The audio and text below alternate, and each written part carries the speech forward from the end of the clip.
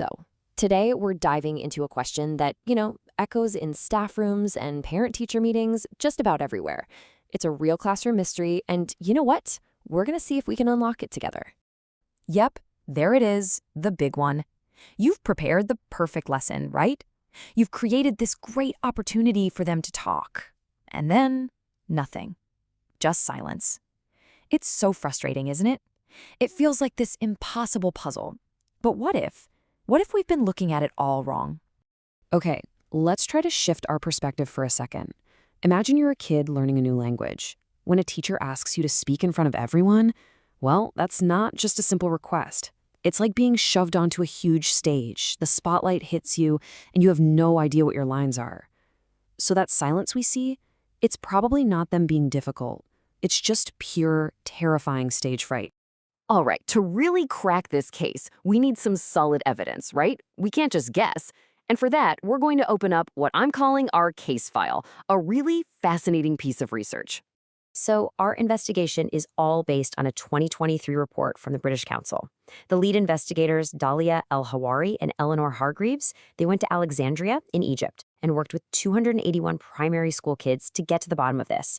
And that's what's so cool about it. This isn't just some academic theory. We're talking about real kids in real classrooms. So what did these investigators actually find? Well, their research started to uncover these hidden barriers. You could even call them the culprits behind all that silence. And the first one, it's a really powerful invisible force. And that first culprit is anxiety. Just plain old anxiety.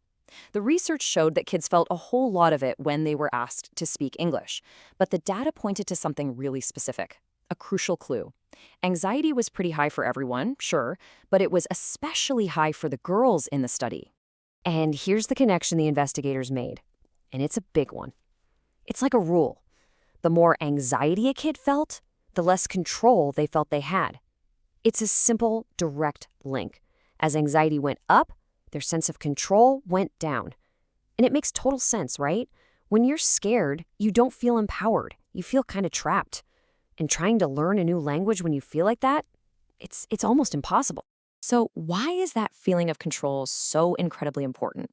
Well, the researchers looked at this through a lens called self-determination theory. And it's a pretty powerful idea. It basically says that all of us, to really thrive, need three things. We need a sense of control, that's autonomy. We need to feel like we're good at stuff, that's competence. And we need to feel connected to other people. So when anxiety comes in and just strips away that sense of control, it's like it's starving the brain of one of the key things it needs to actually learn. Okay, so we've got our culprits, right? Anxiety and this resulting lack of control. But here's the good news. The investigation didn't just stop at the problem. It found a breakthrough, a really simple but totally profound way to change the entire dynamic in the classroom. And here it is, the big solution. A quote from the report itself says it all.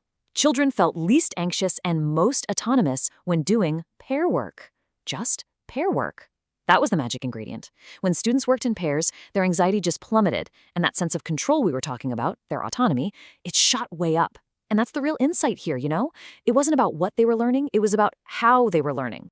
And you can really see why this is so powerful when you compare the two environments. Think about the traditional classroom, right? It's that high-stakes stage we mentioned.